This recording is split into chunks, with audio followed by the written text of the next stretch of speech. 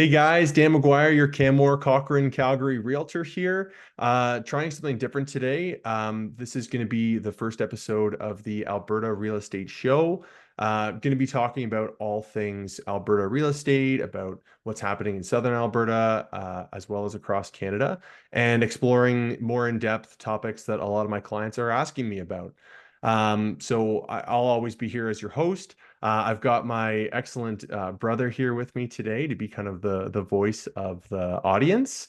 My brother Dave is a real estate investor himself, and he's currently living and working abroad in Mexico City. I am living the dream down here, but yes, Canadian property real estate is very close to our family, and I am a part of it as well, and so always interested and always happy to chat about it. Nice, and no doubt the weather is much nicer in Mexico City than it is up here right now. It's kind of a rainy day. What do you guys have up there? Okay, It's yeah, well like we're in the rain it's like season here, so I mean, 15 it's like 15 degrees and raining right now, but sort of like monsoon June, which is kind of typical. June is the wettest month in Alberta for precipitation, and February is the driest, oddly enough. So, okay, I didn't um, know that. yeah, but we're at a higher altitude, kind of like down there in Mexico City. So, Yeah, funky weather patterns. Um, yeah, yeah. Well, for the first section, we'll talk kind of about a few news stories. But right now, maybe I can chat a bit about what I've been seeing in the market with a lot of my clients right now. Sales have still been strong in the first half of this year. I've had lots of happy buyers and happy sellers. In Canmore, we're still seeing low inventory as well as some multiple offer situations, which is always good if you're a seller, not so great if you're a buyer or a first-time home buyer. A lot of my clients in Cochrane and Calgary have been also experiencing some pinches when it comes to inventory and fighting for properties. So we'll talk a little bit about more people coming to Alberta, which is putting some stress on the housing supply. So maybe we'll start with our first news article. yeah. It looks like Alberta continues to have very high net immigration, so I believe it's what the 11th straight quarter of That- growth. That's right. Yeah, I guess in Q1 2024, Canada had almost 250,000 new residents, new people coming to Canada. This has been a story we've seen for, got to be the last couple of years here now. I think it was like 400,000 or 500,000 at the end of 2023 that we saw coming to Canada. And a lot of them are choosing, a lot of people, new migrants as well as in migrants between provinces are choosing to come and live in Alberta, live and work here. I think a big part of this just has to be Alberta is sort of like the economic center of Canada in a lot of ways. Obviously out east we have some of the older like banking industries and things like that, but certainly with oil manufacturing, Alberta is a really huge destination. So. For sure. Life's good in Alberta. I mean, there's seems like there's hope compared to some of the other provinces. And I spent two separate years out there as well. And you get the weather and the nature and I mean Yeah. the good months of the weather, I mean. But Totally. yeah, I mean, our parents actually were also migrants to Alberta once upon a time as well. Like our parents met working in Banff. Our mom was from Manitoba and our dad was from Ontario. So pretty classic Canadian story. I know so many people. My wife, for instance, her parents lived in Alberta and she was born out here as well. So yeah. yeah. And our younger brother as well, actually. So that's the whole family there. That's right. That's right. Well, it's kind of the economic powerhouse, and I find a lot of young families are here because of that. A lot of um, young families will reach out to me, maybe moving away from the GTA or from outside of Vancouver, where housing options are not as varied. Like they don't have as many housing options. Whereas you can come to Alberta, there's tons of great jobs, lots of great recreation opportunities, and then also the draw of that more affordable housing, which is huge. The downside, though, is kind of that we're seeing a lot of that go away. Rents are rising. In Calgary, particularly, it's a big thing in the news right now, as more people come to our province. So good for investors, good for people who have property here because they're seeing it kind of lift as well. But it's going to make it more like the places that people are coming from, though, over time. So we'll have to wait and see how it turns out. That's what happens, eh? That's what happens. But Yeah. yeah. Let's talk about that water main break. Yes, we have the Calgary water main break. It's even been on the news down here. I've been seeing it come up on my feed Even in because, Mexico. well, Wow. I guess because the Stampede is such a that's a pretty one of Canada's biggest events. So to have something in the way of that, it's kind of making its way into Totally. Totally. the It's like a pressure. worldwide. I think I saw San Diego, um, down in San Diego, that some guy who's like the head of the water commission there, he used to work with someone up here in Calgary, and they reached out and they delivered some gigantic section of pipe that they just had sitting in a yard down there, which was exactly what they needed here. So, No way. um, yeah, the water main, I think it broke on June 5th. I was supposed to go swimming, uh, training for my triathlon, and my swimming was canceled because of the water main break. And I was like, okay, maybe it's going to be a couple days. It's a shame that it happened on this day, but a few weeks later, it's still Wow. down. So yeah, I think today is the 27th. I think they've just got it under control. The mayor has said that everything's going to be ready to go for Stampede, so that's huge and really important for our area. So I think a lot of people are really going to be glad to see that. So uh, Yeah.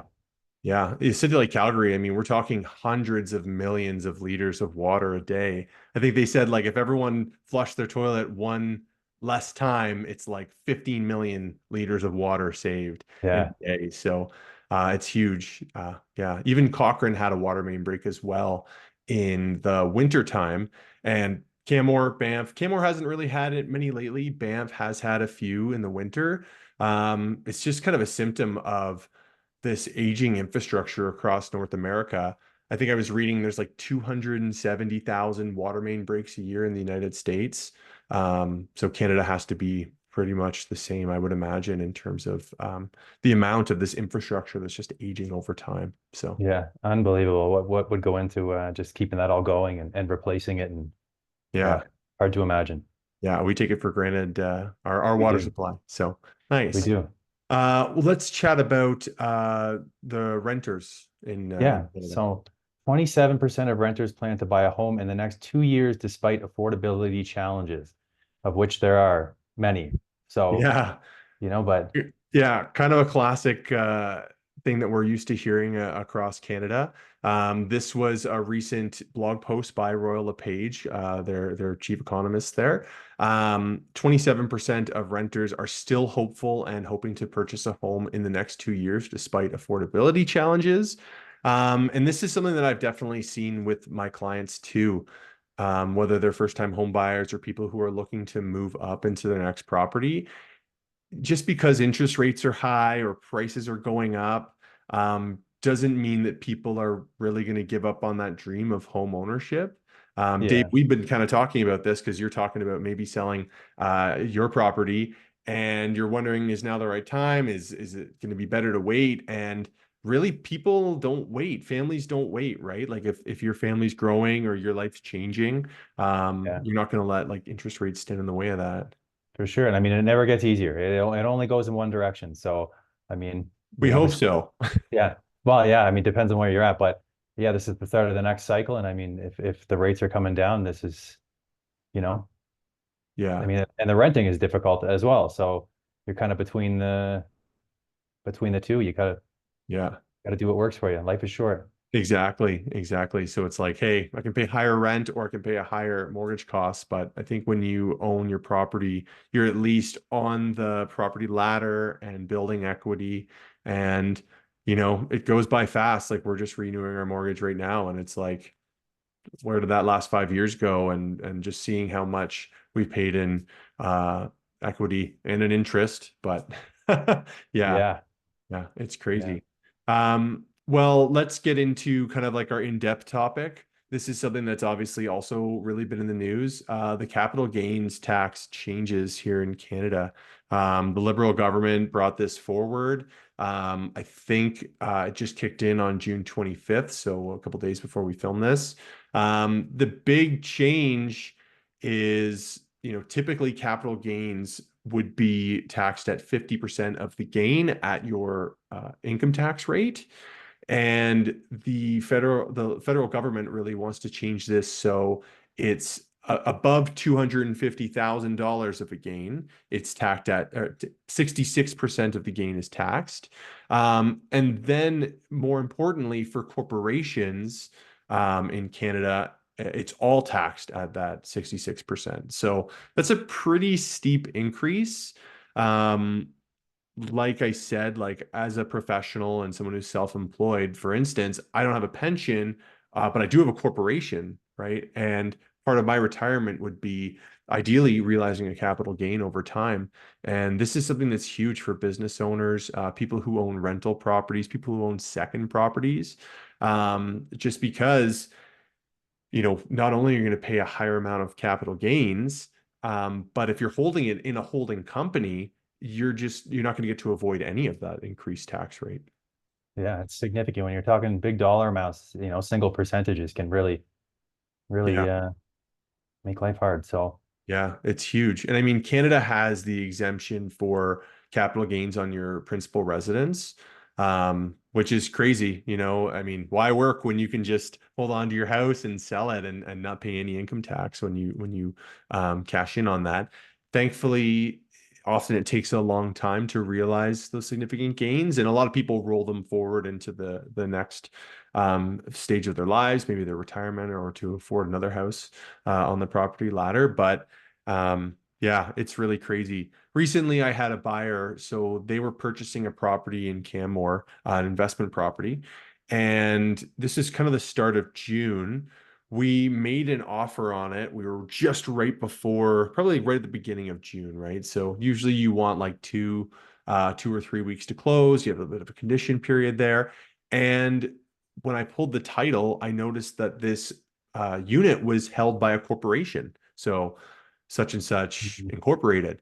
So immediately I knew, hey, if we can close before June 25th, there's going to be a significant tax advantage to this seller. So I went and looked at the title and okay, they paid $140,000 for this unit 12 or 13 years ago, and they want to sell it for X dollars today. If we give them this lower offer, but it closes before June 25th, what's the capital gains tax going to be for them? And I think I calculated it out, and it was like $75,000 more of cash that they would just take home simply because this offer closed before June Wow. 25th. Yeah. So, like, I explained that to the seller's agent. Just say, hey, I don't know if you know this, but I just did a little bit of a calculation on the back of an envelope here, and they're going to save 75 grand by accepting this below asking offer. Let me know Very what you're willing nice. to accept. Yeah. So my clients were super stoked on that, obviously. And it made sense. They were holding it personally. Unfortunately, down the line, if they were going to sell that as part of their retirement, the first $250,000 of the capital gain would be taxed at the 50%. So 50% of the gain.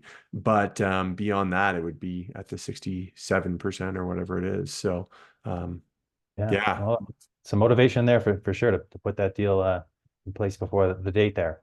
for sure. I think out east, like agents I know in like kind of Muskoka, cottage country, they saw a big flood of properties coming to market, just because costs have risen so much, and some of them have gains that are huge, right? Like our family cottage, well, our uncle has it now. Like we don't really use it ourselves anymore, but the gain on that property on a, I think our grandfather built it when like I think he told me that he paid 1,500 or $2,000 per plot, and there were two side by side, before there were roads or anything like that. And I think it was 1960 or 1961. He bought it from the Crown when they were released. wow, wow. So it's got to just be like 100% of the value of the house is the capital gain. So, Yeah, and now it's worth $2 million. Okay. 66% of that is taxed or 50% of that is taxed, right? It's crazy. So yeah. yeah. Wow. Well, nice. I think that we've covered a lot for today. Thank you so much for joining me, of course. I just My want to pleasure. say, to anyone watching and listening, if you have any questions about moving to Alberta, investing in Alberta, markets like Calgary, Cochrane, Canmore, surrounding area, I'm happy to provide insights. more info or answer any questions you have. No questions too small, and I'm always happy to help. Our contact info will just be below in the show notes. Yeah. So Beautiful. any other plans for the day down there in Mexico? I got to get back to work a little bit here still, and maybe some tacos for dinner. You never know. Yeah, it's we will see. I don't know what else to expect. So Right? nice. Yeah. Awesome. That's Okay. Mexican living. All Yeah. right. Thanks, Dan. Okay. See Thanks. you, buddy. Thanks for watching.